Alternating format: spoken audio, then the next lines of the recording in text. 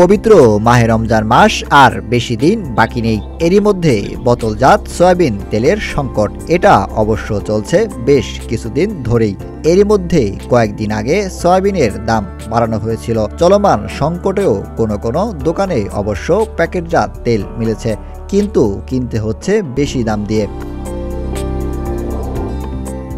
মাহে রমজান আসতে আসতে কমে আসবে শীতের সবজি, পাশাপাশি সয়াবিন তেলের দামও বাড়বে।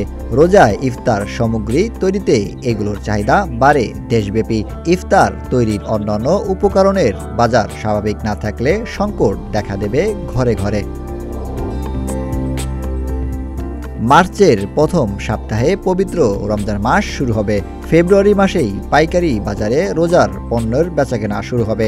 মানুষের একটা ধারণা হয়েছে যে রোজা এলে সব জিনিসের দাম বাড়বেই। এখানে ক্রেতাদের ধারণা বিক্রেতারাই সব, তাদের ইচ্ছাতেই দাম নির্ধারিত হয়। আবার বিক্রেতারা বলছে বর্তমানে সবজির দাম অনেকটাই কম।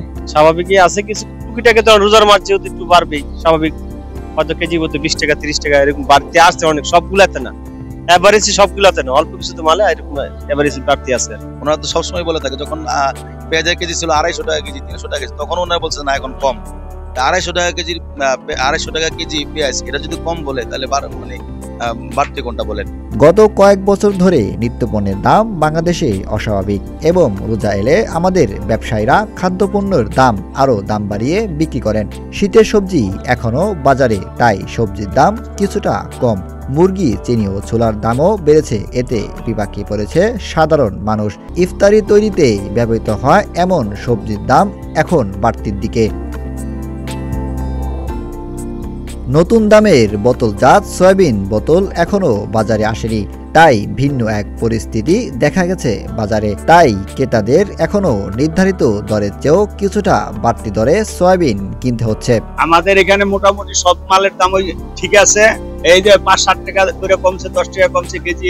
আগে ছিল 20 টাকা, এখন 10 টাকা হয়েছে, 5 টাকা হয়েছে, এরকম বিক্রি করতেছি আমরা। কোম্পানি আমাদের সাথে 2 নম্বরই করতেছে, আমাদেরকে 1 কার্টন তেল দেয় না। 1 কার্টন তেল দিলে 10 কেজি চাউল তেল লাগে, পোলার চাউল, যেগুলো আমরা বেচতে পারতেছি না।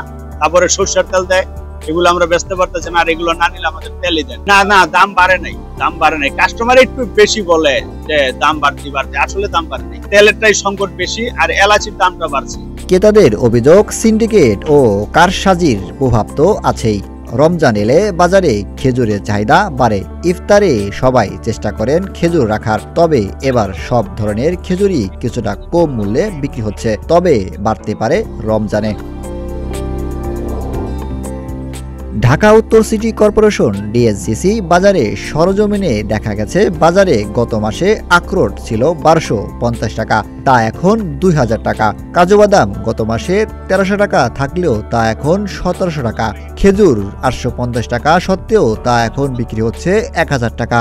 শিশুদের দুধে দর বেড়েছে, 2400 টাকার দুধ সাপ্লাই নেই, তাই এখন সেটা বিক্রি হচ্ছে 2800 টাকা দরে। এখনো রমজান মাস আসতে বেশ কিছুদিন দেরি, এখনই নিত্যপণ্যের দাম সাধারণ মানুষের নাগালের বাইরে। এদিকে কিছুদিন দাম একটু কমলেও ফের বেড়েছে গরুর মাংসের দাম। বাজারে এখন গরুর মাংস বিক্রি হচ্ছে প্রতি কেজি 700 থেকে 750 টাকা। এছাড়া ব্রয়লার মুরগি আগে ছিল 320 টাকা, বর্তমানে 280 টাকা করে বিক্রি হচ্ছে। বর্তমান গরুর দাম বেশি, এই কারণে 750 টাকা বেচা লাগে। প্রথম রোজার থেকে আবার কমবে, 20-25 রোজার থেকে আবার দাম বেড়ে যাবে। ওখান থেকে যদি কমে কিনতে পারি তাহলে কমে বেচবো, বেশি কিনতে পারলে বেশি বেচতে হবে। আগে ছিল 300-320, এখন 280। সামনে একটু বাড়বে, রোজার লিগে আবার কমে যাবে। পরে রোজার লিগে কয়দিন বাড়বে, হালকা মাল শর্ট হইলে বাড়াই দেবো দাম জায়গাতে। এদিকে চালের বাজার প্রতি 50 কেজি 100 থেকে 150 টাকা পর্যন্ত দাম বাড়তি রয়েছে। নতুন করে বেড়েছে ডিমের দাম। খুচরা বিক্রেতারা জানান, পাইকারিতেই প্রতি পিস ডিমের কেনা দাম 9 টাকা 20 পয়সা থেকে বেড়ে 10 টাকা 20 পয়সা হয়েছে।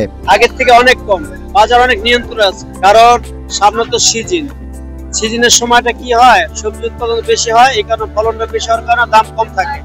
মানুষের সবাই তৃপ্তি পায়, দাম কম থাকে, নিয়ন্ত্রণের বাইরে থাকে না, নিয়ন্ত্রণের ভিতরে থাকে, মানুষের সবাই নিতে পারে। এখনই বেগুনের দাম বাড়তি, লেবুর দাম বাড়তি, আর পেঁয়াজের দাম গত 15-16 দিন আগে যা ছিল সেটাও আবার বেড়ে যাচ্ছে।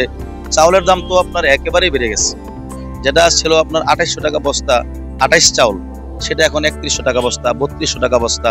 যেটা একটা রিক্সা চালক সে কিভাবে এই 28 চাল খেয়ে সেদিন দিন গুজারা করে। এখন সেই রিক্সাওয়ালা যদি দেখা যায় 2800 টাকার চাউলের বস্তা 3200 টাকা হয়ে যায়, তাহলে এই রিক্সাওয়ালা একটা চাউলের বস্তা কিভাবে কিনবে বলেন? বাজারে ঘুরে এভাবে ধীরে ধীরে নাগালের বাইরে যাচ্ছে পণ্যের দাম। দ্রুত এর নাগাম টেনে না ধরা গেলে বাড়বে জনভোগান্তি।